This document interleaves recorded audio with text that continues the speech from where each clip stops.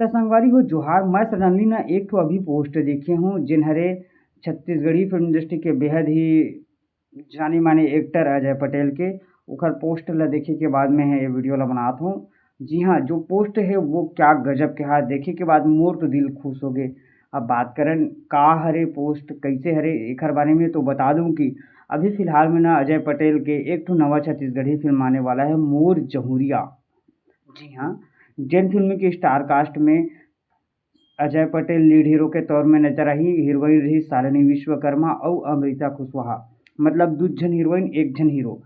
पर पोस्टर देखे के बाद तो ऐसे लगा थे कि हीरोइन 2 झन तो ही वो सही बात है, पर अजय पटेल के कहीं दू डबल रोल तो थोड़ी ना है। काबर जिन हिसाब से अभी पोस्ट आया है, वाक़ई में काबिल तारीफ़ है भाई। मतलब 100% लगत है कि अजय पटेल के डबल रोल हो सकत हे।